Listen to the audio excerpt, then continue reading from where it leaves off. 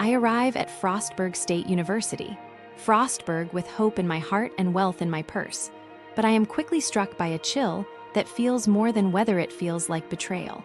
The towering brick walls that ought to promise knowledge instead whisper of neglect. I walk through the main hall, and the scent of stale carpet and dust rises like a forgotten memory. The carpet fibers are stained with what appears to be spilled coffee long ago, and the stains have not been cleaned. This makes my stomach turn because a clean floor is the first sign that those who run a place care for those who walk upon it. When I step into the cafeteria, my eyes meet a tray of overcooked oatmeal that is slick and cold, and the smell of burnt butter assaults my nose. The oatmeal is soggy and bitter, and the color is a dull gray that looks like ash. I cannot enjoy a meal when it tastes like disappointment, and this drags my spirit down. I sit and watch other students push plates away with sighs because they have learned that the food here will only add to their misery. The classrooms are cramped, and the chairs creak under the weight of a student body that is forced to sit shoulder to shoulder. The professor at the front reads from slides that are pixelated, and the voice of the lecturer is monotone and distant, as if spoken through a wall. I ask a question, and the professor looks at me with a stare that says I am a nuisance. The answer is vague, and the professor moves on.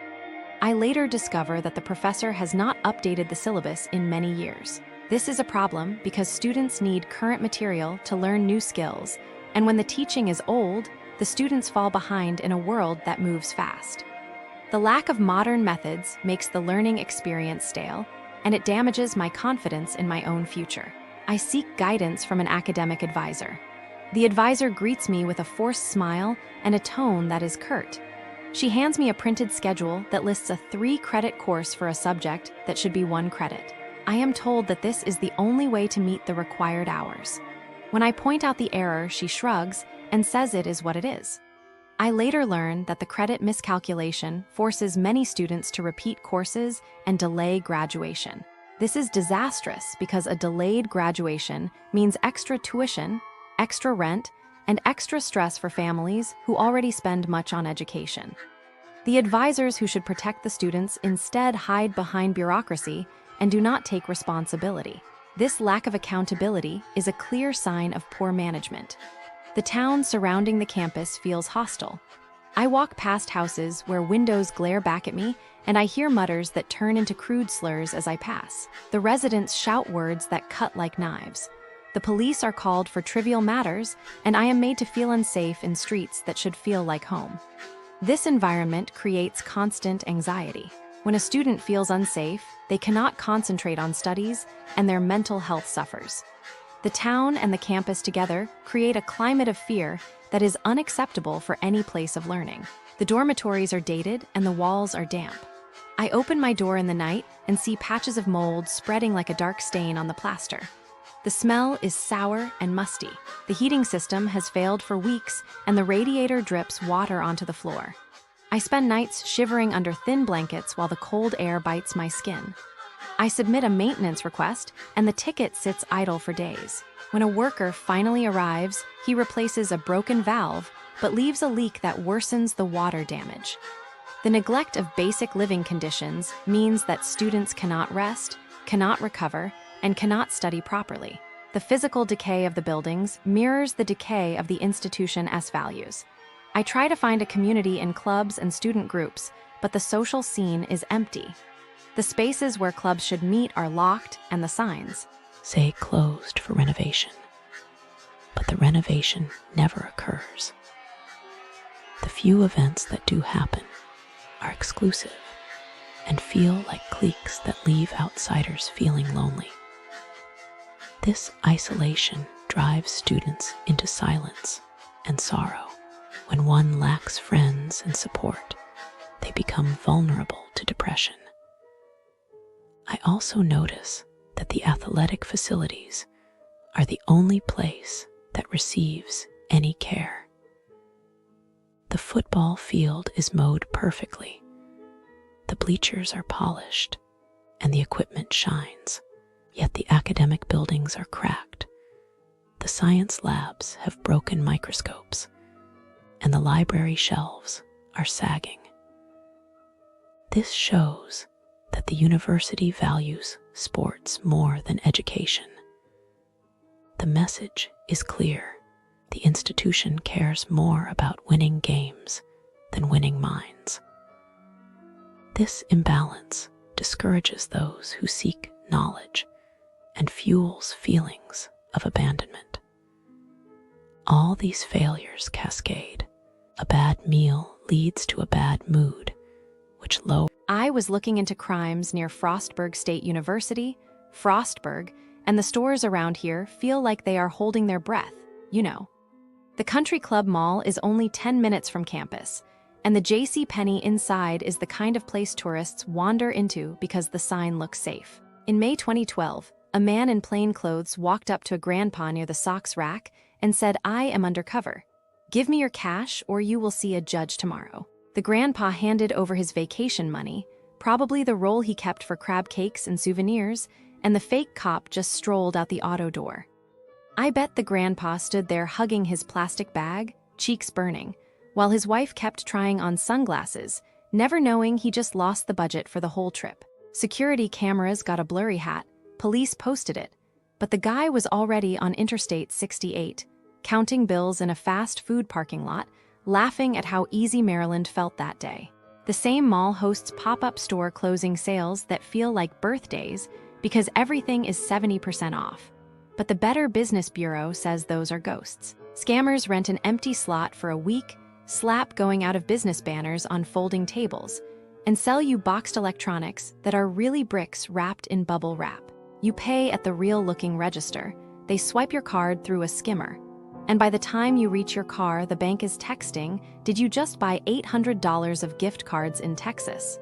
I imagine the tourist staring at the brick in her suitcase, thinking she bought a tablet for her little brother, and now she has no gift and no spending money left for the second week. The sellers are probably already driving to the next mountain college town, peeling stickers off the van, planning new store names before sunset.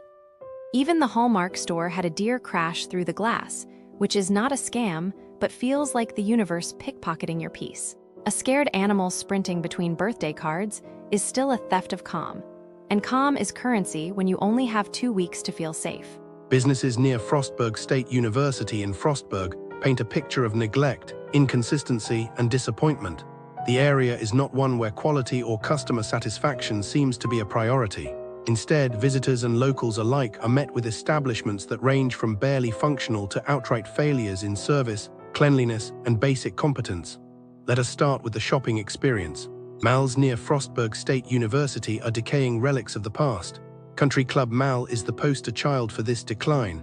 The air conditioning is broken more often than not, making shopping an unbearable experience during warmer months. Stores are forced to close early or shut down entirely because of the heat, while the mall's owners appear indifferent. The food court is a ghost town with only one remaining vendor, and broken doors go unfixed for months. The only reason anyone still steps foot inside is for the theater, which itself is likely hanging on by a thread. The mall is a shadow of what it once was, with empty storefronts and maintenance so poor that ceiling tiles fall from water-damaged roofs. This is not just a mall in decline, it is a mall that has already given up. Moving to dining options, the restaurants near Frostburg State University are a gamble at best. El Canilo claims to serve authentic Mexican food, but the reality is far from it. The food is bland, the meat is questionable, and the service is either indifferent or outright hostile. Orders are frequently wrong, and when mistakes are pointed out, employees respond with annoyance rather than apologies. One customer recalls leaving after their server could not muster any enthusiasm for the menu, answering every question with a disinterested "typically." Another diner described their meal as the worst Tex-Mex they had ever eaten, with boiled chicken posing as taco filling. The restaurant is also known for canceling orders without notice and ignoring follow-up calls. If you are looking for Mexican food near Frostburg, the only reasonable advice is to drive 10 minutes away to La Vale instead. The Toasted Goat offers another dining disaster. The atmosphere may be pleasant, but the food is a tragedy. Steaks arrive well done when ordered medium rare, seafood is mushy and discolored, and burgers are so overcooked they resemble charcoal. Some customers suspect their meat might have been microwaved rather than grilled. The service is inconsistent, with bartenders prioritizing certain guests while ignoring others. Even the wine list cannot be trusted, Guests have been charged double for bottles they never approved. The restaurant seems to operate under the assumption that presentation matters more than substance, but the reality is that no amount of ambience can salvage a meal that is inedible. For those seeking relaxation, deep tissue massage provides the opposite. The therapist is notorious for texting through entire sessions, using only one hand while the other taps away at her phone. Privacy is non-existent, with doors left open and personal conversations overheard. Some clients report being overcharged, while others are pressured into leaving positive reviews in exchange for discounts. The massage itself is described as mediocre at best, with one customer claiming they felt worse afterward than before. If you are looking for actual relief, this is not the place to find it. Even coffee shops near Frostburg State University fall short. Clatter Cafe has seen better days, with longtime customers lamenting the decline in quality.